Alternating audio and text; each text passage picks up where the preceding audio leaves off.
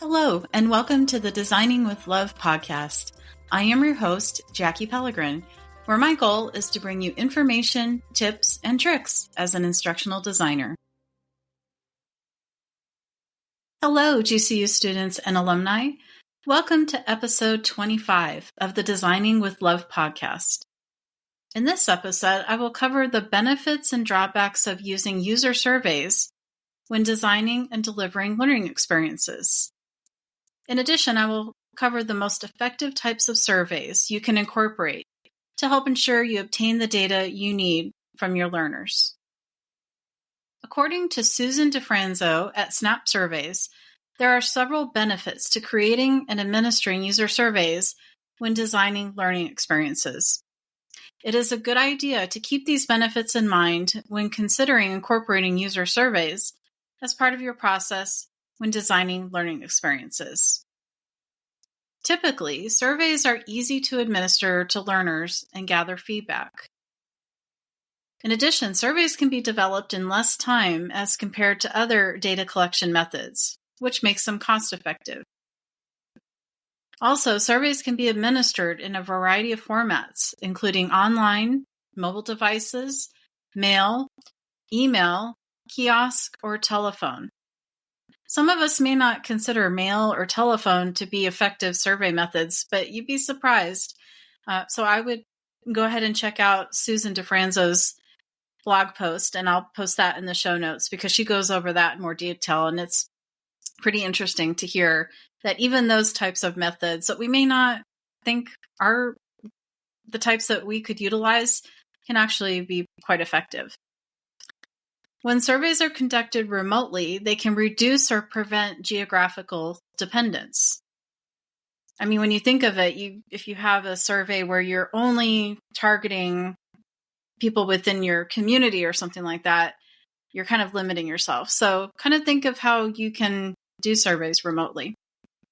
Also, surveys are capable of collecting data from a large number of respondents, which makes it easier to capture data from a variety of users. In addition, numerous questions can be asked about a subject, which provides extensive flexibility in data analysis. When survey software is used, advanced statistical techniques can be used to analyze survey data to determine validity, reliability, and statistical significance, including the ability to analyze multiple variables. So if you do find a software that is available out there and it has AI-generated technology, I would look at that as well, because not only can you automate some of those processes, but AI can also help you to determine what's working and what's not when it comes to the surveys. And you can also probably take that data, break it down, and maybe even have some data that can be used in a way that you can present to your stakeholders in a visual format as well.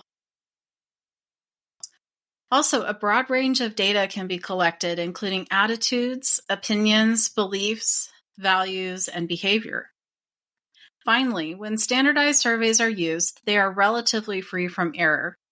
It's not always the case, but usually that is the case when you have standardized surveys. Think about those questions that you can generally ask. What's nice about using survey forms like Microsoft Forms or SurveyMonkey, for example, it can give you some ideas for types of questions that you can ask. And as you're building your survey, it will give you those suggestions that you can utilize if you want.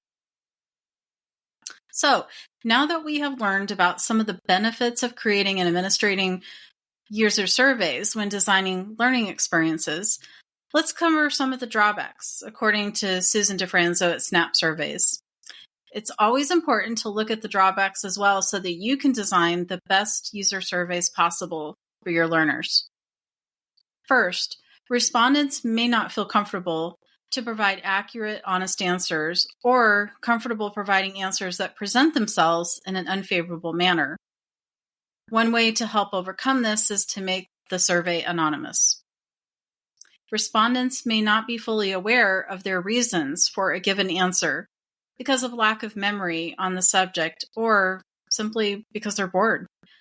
One way to overcome this is to provide a clear description of the survey to your learners and make sure the questions are interesting and pertain to the subject.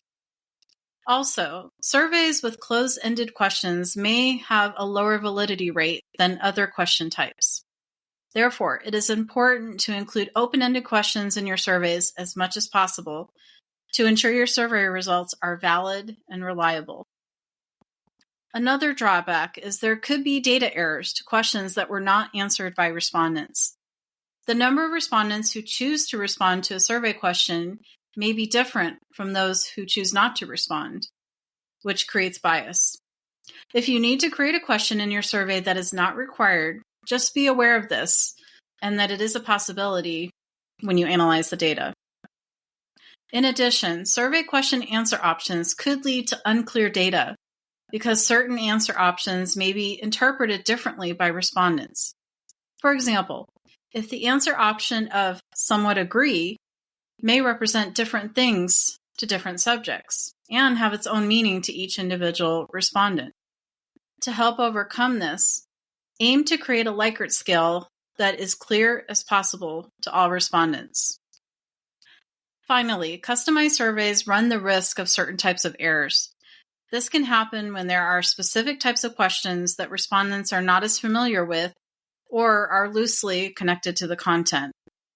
So just try to make sure that you run through your survey as much as you can and maybe even test it out on a few people and see how it goes and what kind of responses you get before maybe you roll it out and implement it in front of your large set of learners with your learning experience. So that might be a good way to help test it out among people. All right. So now that we have covered the benefits and drawbacks to user surveys, let's briefly cover the most effective type of surveys that can provide you with qualitative and quantitative data according to SurveyMonkey. The first type of user survey that you can incorporate is interviews. You can conduct interviews face-to-face or through an online meeting platform such as Zoom. Interviews are effective because they allow for more open-ended questions, limit distractions, and are able to pick up on nonverbal cues. Focus groups are also an effective type of user survey that you can incorporate into your learning experience, especially when you want to survey a group of your target audience. Similar to interviews, focus groups are usually conducted in person. However, there has been a rise in digital groups conducted online, so that's good to be aware of as well. Typically, focus groups consist of a group of around 6 to 10 people and a moderator. Focus groups are effective because they can be conducted in a digital format, complement qualitative survey methods, and are flexible due to the wide range of topics, individuals, and settings. The third type of user survey that you can incorporate is panel sampling. Now, this is something I haven't used a lot, but once I learned about this, I can see why it's an effective option. This involves choosing a random group of people from your target audience to be part of a panel that takes recurring surveys over a period of time. Some advantages of panel sampling is it helps you obtain more accurate results because you are sampling a selection of respondents from the greater group. So this could be something to consider if you're targeting a certain number of people. Another type of user survey that can be effective are SMS surveys. These types of surveys allow you to invite participants to enter a survey, short code, click on a survey link, scan a QR code, or answer surveys through a text message. This method is popular because it increases the ease of taking a survey because it can be completed on a mobile device. Some of the advantages of incorporating SMS surveys is they tend to have a high response rate because they reach people on the device they always have with them, which is their phones. Surveys that are sent by SMS or text messaging can help you reach a wider audience. In addition, this option is faster because people can respond when they're on the go. So if you're finding that your survey responses are not yielding the results that you want, maybe try SMS surveys and see if you're able to widen your reach and get a better response rate as well. The final type of user survey that can be conducted is online surveys. Currently, online surveys are the most popular type of survey method because they make it easy to collect both qualitative and quantitative data, which makes this type of user survey method effective. According to SurveyMonkey, there are multiple types of online surveys, such as online forms, proprietary surveys, email surveys, in-app surveys, and third-party surveys. If you would like to learn more about these different types of surveys that are available, make sure to check out the blog post from SurveyMonkey that I have added to the show notes. I hope you have found this information about the benefits and drawbacks of user surveys helpful as you gather data from your target audience and learners. As a recap, we covered the benefits and drawbacks of user surveys and the 5 types of user surveys that can be effective and why. As I conclude this podcast episode, here is an interesting quote by W. Edwards Deming, an American engineer. Without data, you are just another person with an opinion.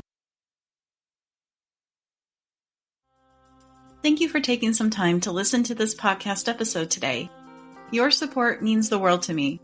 If you'd like to help keep the podcast going, you can share it with a friend or colleague, leave a heartfelt review, or offer a monetary contribution.